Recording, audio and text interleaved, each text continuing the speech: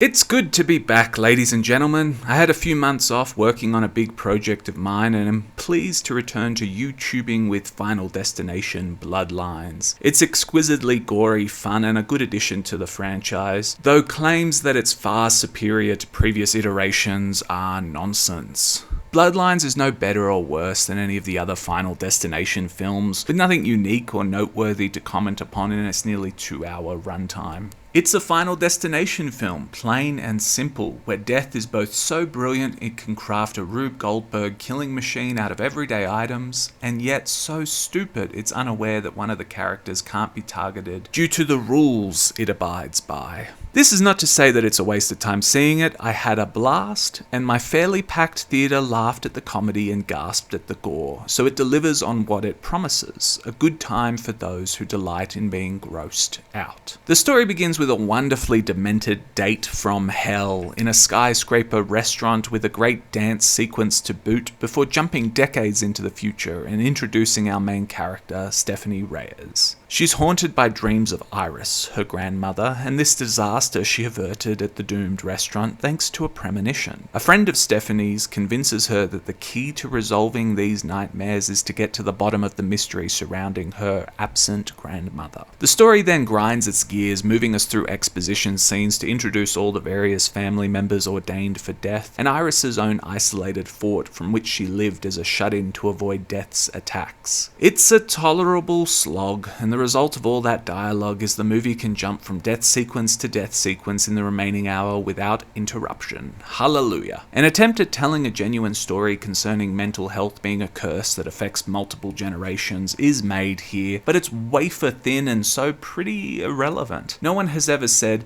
I want to see my meat puppets destined for the grinder grow and evolve into more nuanced human beings. Just keep it generic and make the kills fun. I'd like fries with my burger. Thank you. Directors Adam Stein and Zach Lipovsky deliver the goods in that respect, as every sequence is a lot of fun and at times even genuinely gripping. Lipovsky also deserves some attention, as he was a journeyman filmmaker who has enjoyed a lurch forward in his career after the 2018 film Freaks. Here we have a good example of what most people must go through in order to get access to real opportunities in Hollywood, and why you should never thumb your nose at the chance to direct such films as Leprechaun Origins or Dead Rising Watchtower. Lipovsky grabbed the opportunity of making a bigger budgeted American film with both hands and should be commended for doing a good job alongside his partner Adam Stein, whose background was more in the editing department before he partnered up with Lipovsky on Freaks and a live-action adaptation of Kim Possible. Again, it's admirable to see people who climbed the ladder without seemingly any overt industry push. Now, there's nothing impressively good or bad on display in Bloodlines, which is kinda sorta the ideal place to be in. They were a steady hand who guided this ship to shore. Given this, the film is quite rightly rated a 7 on IMDb.